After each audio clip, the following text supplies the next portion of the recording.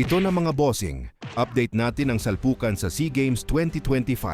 Pero unahin po muna natin ang anak ni pambansang kamao legend Manny Pacquiao na si Eman Bacosa Pacquiao. Ayon sa latest post ni Eman, muli itong nagpapasalamat sa tila walang humpay na blessings na dumating sa kanya. At ang pinaka-latest nga po dyan mga bossing, ang WeatherGuard Company, kung saan kinuha si Eman ng kumpanya bilang bagong brand ambassador. Pagdating naman sa kanyang boxing career mga bossing, may bali-balitang naghahanda ngayon si Eman para sa kanyang paparating na laban, kung hindi sa January baka raw sa February. Kaya abangan po natin yan mga bossing. Samantala sa balitang SEA Games naman po mga bossing, bigong masungkit ni Ira Villegas ang gintong medalya matapos siya talunin ng Thai fighter via unanimous decision sa Women 50 Kilo Finals. Ganun rin si Jay Bryan, bari 4 bigong masungkit ang gold medal matapos talunin ng Thai fighter via split decision sa 48 Kilo Finals. At natalo rin sa finals ang isa pa nating kababayan na si Flint Jara, tinalo siya ng Thai fighter via unanimous decision sa 51 kilo. Ganun pa man mga bossing, panigurado naman na mag-uuwi ng silver medal ang tatlo nating kababayan.